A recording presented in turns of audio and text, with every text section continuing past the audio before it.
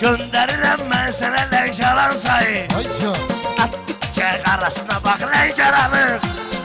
At bitcək arasına bax Mən Lənkəranın. fikirləşib gəlmişəm qərara. Sən belə nöş danışırsan ay avara. Tayfa vatdığı zadı qoy bir kənara. İmamına bax, ağasına bax Lənkəranın. İmamına bax, ağasına bax Kəbləyimin taplar Lənkəranın. geçtiz. Kəbləyimin hasili taplar geçtiz. Kardeşimin qavtili taplar geçtiz. Onda gəlib qısasına bax Lənkəranın. Onda gəlib qisasına bax Gərək Lənkəranın. mənim dediklərim doğru yola. İstəmirəm bir tükə bax ağrı yola. Bizim beyimizin bir dənə oğlu yola. Sədə xeyir duasına bax Lənkəranın. Sədə xeyir duasına bax Lənkəranın. Rəqiblərin özünü kəsir.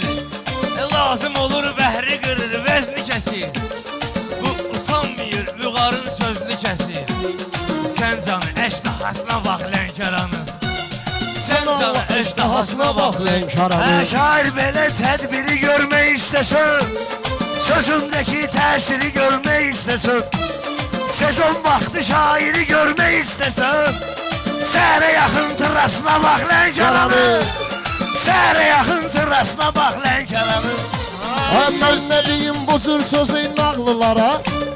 Heyranam Allaha həmişə bağlılara. Tanışlarımız həm oğludur dağlılara. Qohumuna əqrabasına bax Lənkəranın. Qohumuna əqrabasına bax Lənkəranın. Söz deyənin dəftərə dərman sözü var. Dağlılarında sənə qurban sözü var. Yanında bu Lənkəranın xan sözü var. Zöhərinə mayasına bax Lənkəranın.